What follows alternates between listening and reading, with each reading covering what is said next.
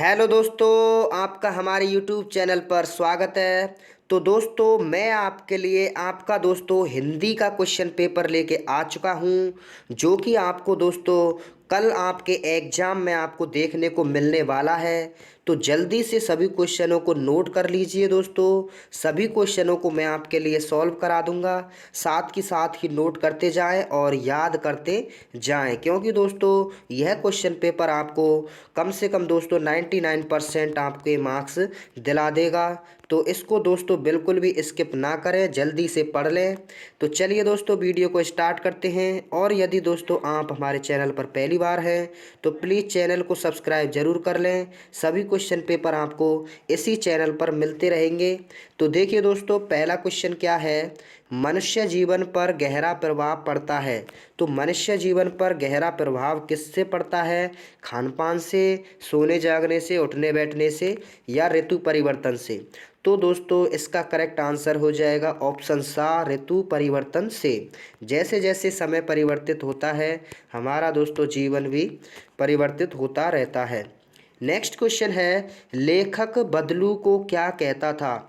तो लेखक बदलू को क्या कहता था दोस्तों? तो बदलू मामा इसका क्या हो जाएगा? एकदम करेक्ट आंसर हो जाएगा। जल्दी से नोट कर लीजिए दोस्तों।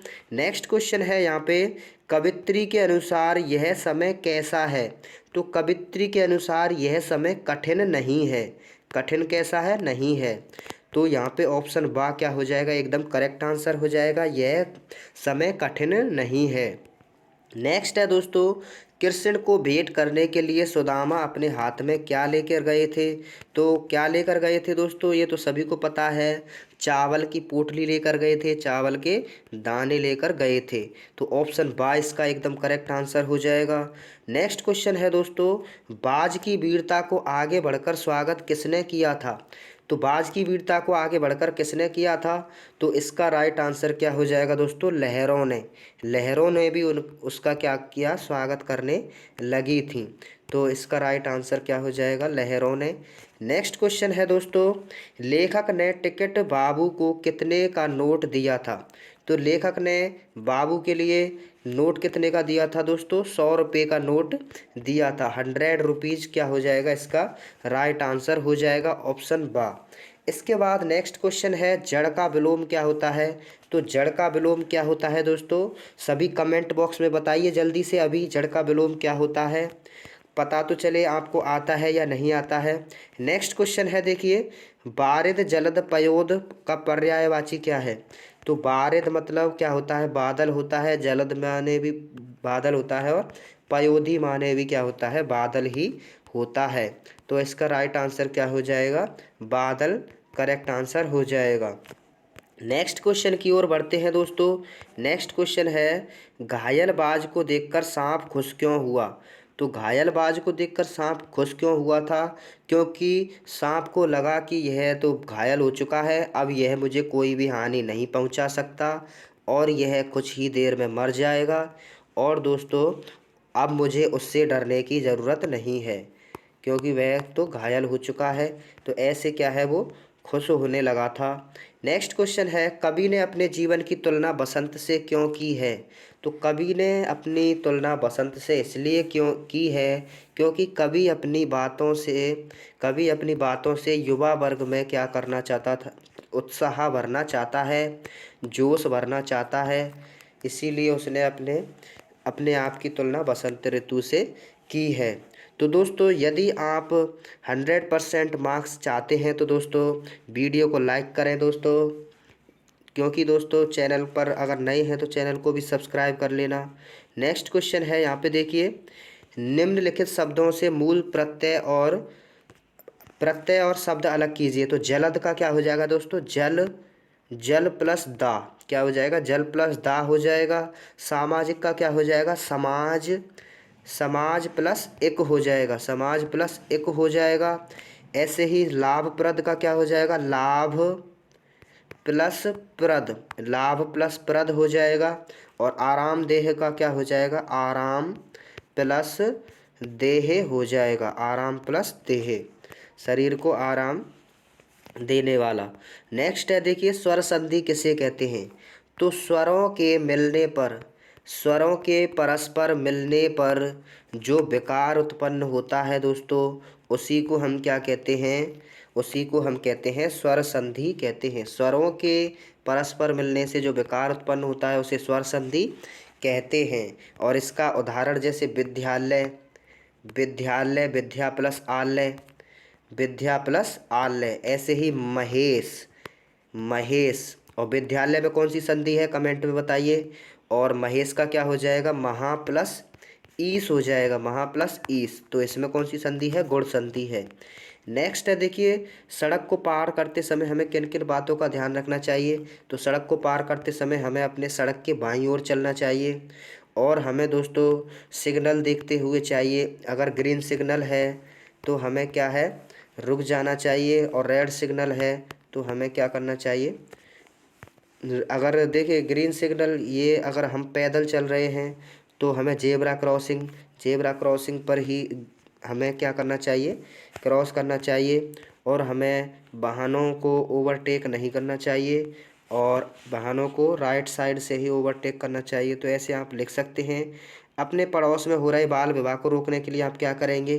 तो पड़ोस में बाल विवाह को रोकने के लिए हम उन्हें समझाएंगे। अगर बाल विवाह और अगर वो नहीं समझते हैं तो हम क्या है, कानून में भी शिकायत कर सकते हैं।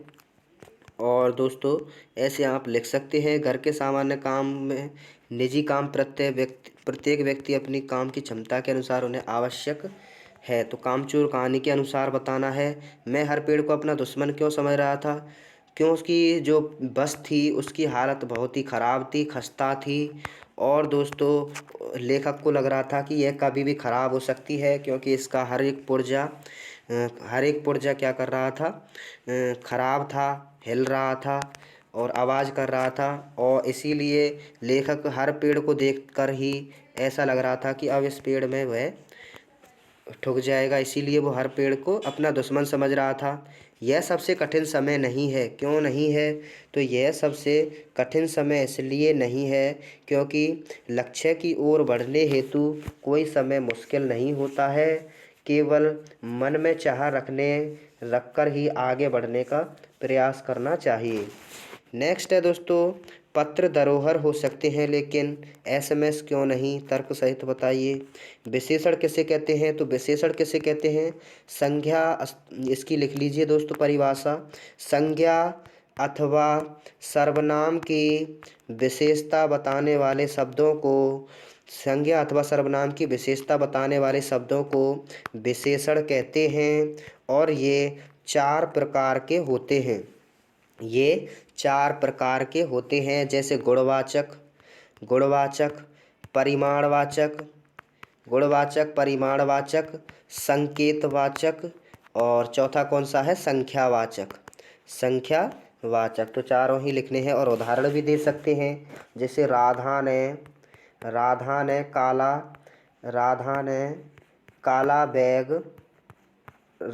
काला बैग, बैग पकड़ा है। राधा ने काला बैग पकड़ा है, तो यहाँ पे काला क्या हो जाएगा? विशेषण हो जाएगा। नेक्स्ट है देखिए, मानव के लिए स्वच्छता के क्यों आवश्यक है? और कोविड-19 के परिप्रेक्ष्य में बताइए। अपने आप को रमेश समझते हुए और 3 दिन का अवकाश लिखना है आपको छुट्टी के लिए। तो आप इसमें कोई सा भी कारण दे सकते हैं। बहन की शादी भी लिख सकते हैं, भाई की शादी भी लिख सकते हैं, या फिर आप बीमार हो गए हैं तो उसका भी कारण आप दे सकते हैं। तो बीमार हो गए हैं तो 3 दिन का अवकाश चाहते हैं। अपने विद्यालय के लिए पिताजी को एक पत्र लिख सकते हैं अथवा में। नेक्स्ट है यहाँ पे, मेरा विद्यालय पर एक निबंध लिख सकते हैं, या फिर कोरोना पर या पर्यावरण प्रदूषण पर लिख सकते हैं। निम्न पद्यांश को आपको सरल भाषा में आपको लिखना है। इसके बाद देखिए गद्यांश है। तो किसका मन टोपी पहनने का कर रहा था? तो घबरैया का मन टोपी पहनने का कर रहा था। घबरा के अनुसार टोपी कौन पहनता है? घबरा के अनुसार टोपी राजा पहनता है। और दोस्तों टोपी उछलने में देर नहीं लगती। टोपी उछलते देर कब नहीं लगती है? तो जरा सी चूक होते ही टोपी उछलने में देर नहीं लगती है। घबरैया ने घबरा को क्या सलाह दी? तो उसने कहा कि अपनी टोपी की सलामत रहे इसी फिक्र में कितनों को टोपी पहनानी पड़ती है, मेरी बात मान, तो इन चक्कर में मत पड़। तो ऐसे आप लिख सकते हैं। तो आई होप दोस्तों वीडियो अच्छी लगी है तो चैनल को सब्सक्राइब करें और वीडियो पर नए हैं तो दोस्तों वीडियो को लाइक ज़रूर करें। और यदि दोस्तों अगर आप हमारे चैनल को सब्सक्राइब करते हैं तो दोस्तों मैं चाहूँगा आपके अपने पेपर में 100 मार्क्स प्राप्त हों और मैं आपकी प्रार्थना करूँगा। तो चैनल को सब्सक्राइब ज़रूर करें। Thank you.